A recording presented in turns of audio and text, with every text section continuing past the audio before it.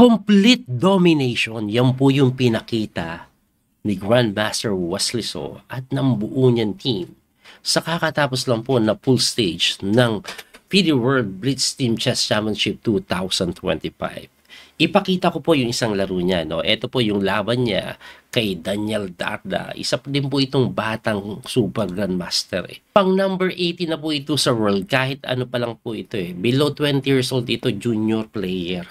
Anong nangyari? Puti po si Wesley E4 ang kanyang tinira na sinagot ng C5. Sicilian defense, Knight F3 si Wesley, Knight C6 lang yan, old Sicilian variation. Nag D4, capture, takes, and then Knight F6, inaatake yung pawn, dinipensahan ng Knight C3. Nag E5, aba, ito interesting itong linyang ito. Ito po yung Pelican o Ishveshnikov variation. Popular ito nung panahon ni Kasparov, no? Ito po ang ginagawa diyan, Knight B5 with the idea of Knight D6 na sinagot ng D6 para hindi ka maka-Knight D6. Pero tinitirahan po yan ng Bishop G5. Bakit? Ang threat niyan, tatalon dito, may check po doon. Kaya ang ginagawa diyan, A6 agad, aatras, and then B4 or B5, threatening B4 para din maiwasan yung Knight talon doon na pine-pressure po yung pawn. Anyway, pagka B5, kinakapture po talaga yung kabayo, pinabawi po yan ng pawn, and then tumatalon na yung Knight to D5. Pagkatalon sa D5, F5, lahat po yan ay linya talaga sa Pelican. Kung papansin niyo, coach, bakit ang pangat ng pawn structure ng dito, itim? Okay lang yan, kasi meron po siyang pearl bishop na kung saan mamaya lalakas din. Anyway, nag C3 lang. Ito pong si Wesley intending to go Knight C2, Knight E3. Ganyan yung typical maneuver. Bishop G7 develop. Kinapture po yung F5. Binawi po ng bishop. And then nag Knight C2 na. So, ito po plano. Ayan. So, again, pair of bishop po dito. Ito pong itim. Pero ang kagandahan naman for the side of white, may backward pawn dito. Tapos pagka Knight E3, solid yung Knight sa D5, di ba? Ang ginawa po dyan, nag-bishop lang sa E6, umatras agad na sinagot ng G3. Bakit umatras agad? Ang goal niya po, makapag F5, F4, ganun po mga idea niyan eh. Ito si Wesley G3 para ilabas yung bishop dito. Pagkatira po ng G3 ni Wesley, nag-castling ang itim. Sinagot na ng bishop G2 and then tinirahan ng rook C8. Ayan, medyo hindi na ganun kapopular. Ibalik ko lang po, no? Ang pinaka-common po kasi dito, A5. Bakit po kailangan yung A5? Kasi po, pagka rook C8, nag-A4 si Wesley. Kung may A5 kasi, pwede po ata itulak sa B4. Ayun. Kaso, hindi nag-A5, nakapag-A5 si Wesley na kung saan tinirahan ng Knight E7 lang. Since ang problema nga po ng black ay yung backward dito, gusto niya maitulak yan, kaya ipapalit-palit niya yung mga pyesa. Ngayon yung rook C8 pala, gusto na talaga mag-Knight E7 to get rid of the possible discovery attack sa torre sa A8. Anyway, ang ginawa ni Wesley, kinapture lang po yung P5, binawi po, and then nag-castling lang. Ayun. So, ito po, medyo novelty na to. First time na po nagamit sa torneo. Pagkatira po ng castling, King H8 lang ang pinawalan. Matindi yun. Talagang gaganito na yan. Gaganyan na yan. Sinagot naman po ni Wesley ng rook to E7. Hitting the knight, kaya nag-knight takes D5 yan, binawi, and then nag-queen to B6. Pagka queen B6, rook B7 tumakbo, and then rook takes B5, malinis na isang pawn. So ito daw po, winning na kay Wesley. At ang kagandahan, tingnan nyo yung time ni Wesley. 2 minutes and 30 seconds, samantalang 40 seconds na lang si Daniel Darda. Nawala sa kanya ang bato, kaya hindi siya nakasigaw ng Darda. Joke lang. Visit. Anyway, nag-bishop H3, hitting the rook, tumakbo po, and then nag-F5 na. So, 1 pawn down man ang itim, medyo ka-counter po yan sa my king side. Sinagot lang po yan ng bishop G2, mali pa nga daw, pero okay lang, lamang pa rin. Nag-bishop G4, bishop F3, bumalik, itatabla ba ni Wesley? Hindi. Nag-rook to B7, medyo matake lang po siya dito. Anyway, nag-E4 po yan, hitting the bishop, umatras, and then kinapture na. Pagka-take C-next, and then nagtulak ng pawn. Aba, ang susunod na idea niyan, tutulak dito. Kailangan niya lang talaga depensahan yung E4. Anyway, Wesley So, rook to B5, hitting the pawn. At hindi madepensahan yan. Kaya nag-F4 pa rin. At pagka F4, medyo nakakatakot lang tingnan. Pero wala yan. Wesley So, queen takes lang po sa may D5. exchanging the queen pa nga. At pag umiwas ka, may capture dito. Pero alam nyo ba, umiwas pa rin yan. Queen F6 na talaga ng gugulo.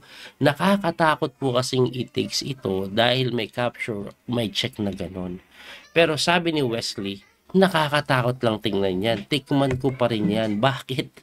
Kasi pagka takes po, pawn takes, queen to F2, tingnan nyo, depensado na, depensado pa, and after king H3, wala nang check na maganda. Ang ginawa na lang yan, rook F6, mamatiin sa H6, pero harang.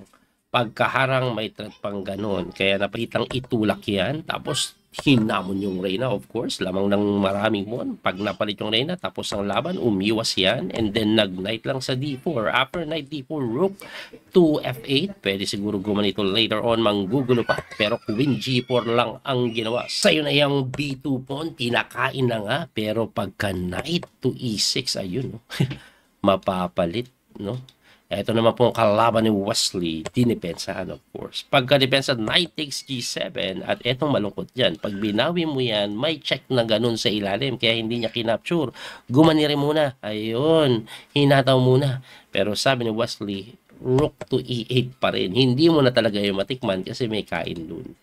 At wala na pong magawa yan, kundi chumek sa may F1, tumakbo. Wala na, ubus na ang check.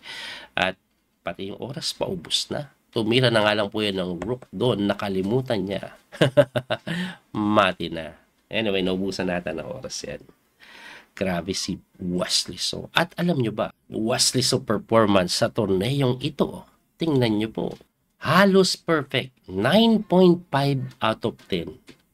Grabe. Actually, hindi lang si Wesley, pati po yung ibang teammate niya. Pakita natin, ayan o. Si Nepo, ang score ng po ni Nepo is 9.5 out of 11. Okay?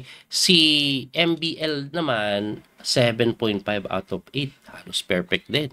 Si Duda, 11.5 out of 12. O, isa lang tabla. No?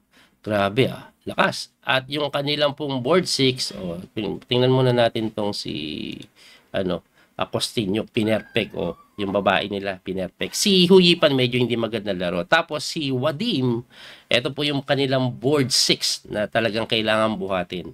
6.5 out of 12. Ayan, may tatlong sunod na talo pa nga. Ayan, siya yung binubuhat nila kasi team manager na yan, nila yan. Ngayon, sa mga top player po, meron lang pong isang player na natalo. Kilala niyo kung sino? Si Hikaru Nakamura pa ang merong talong isa. Ito po nung round number 5. Ayan tinalo po siya ni Kagan Ahmad. Normal lang naman yan. Usually talaga may silat po ang mga malalakas na player pa isa-isa sa torneo. No? Ang medyo kakaiba dito, alam niyo kung ano? Yung tumalo po kay Hikaru, 13 years old pa lang. Walang iya. Batang-bata lang pala to. 13 years old. Tingnan natin mabilis yung opening nila. So, Sicilian po ang ginawa ni, na Rosolimo lang. Sicilian, tas napalit-palit lang. Medyo lamang naman si Hikaru. Anong nangyari? Umatake pa nga. Anong nangyari dito? Ayun, nagkamali daw dun. Grabe pala yung blunder, Tapos ang sharp ng bata, tingnan nyo, pagka H4, simple blunder, kinapture agad. Ayun, 1 pawn down. Biglang tumagilid si Hikaru. Tingnan natin kung paano tinalo si Hikaru. Oops, lakas ng loob. Pinapacheck lang sa ilalim. Grabe, mga good move daw. Ayun na, pumasok na. Grabe talaga. Pinakain nyo kabayan. Parang ganun ng counterplay. Alright. Yun na. Oops, kinapture. Gumanon lang. Winning daw si Hikaru na naman. Ayun. Ang tamang tira is A3. Almost kulong na yung kabayo, A3 tapos dito. Pero hindi nakita ni Hikaru yun. Nag-group doon. Nagkaroon ng takes. Yun lang, May takes pa doon. Di nakits ni Hikaru yun, natrick siya dun Gumanon, nakapasok, ayun lang, nangisay. Grabe yung bata, very tricky nga naman, mukhang one piece down na kasi, pero may ganun pa. Very tricky yung bata gumanon, and then ganon, hinamon na, daming pun eh. Sinacrifice na lang ni Hikaru yung Torre. Oh. Walang oras, oh. Oh, nauubos na yung pun. Wala na, 1 pawn down na. Wala na, it's a matter of Kagebushin technique. Tinakbo na nga lang yung king. Oh.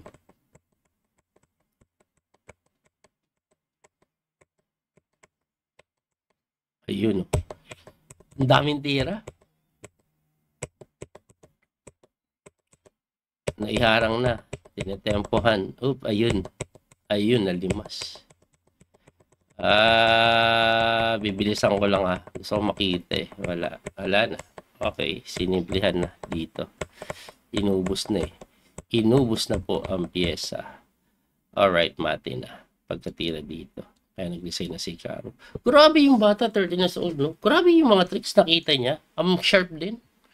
Anyway, ang final standing po na bet ito.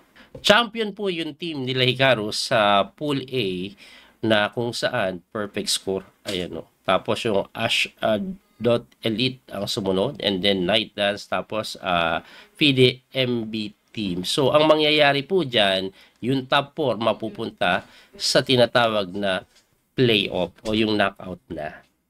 Yun ang mangyayari dyan. So sa ibang team, dito po natin makikita sa Pool B, ang mga nanalo dyan ay Freedom, Hexamine, Team International Trading, and Malcolm's Mate.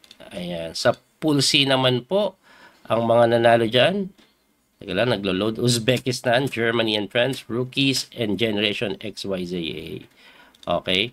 Sa Pool D naman po, ang mga nanalo po dyan, Team MGDI, sila nag-champion sa Rapid. Castias, tapos Hetman, tapos Baris. Yan po yung top 4.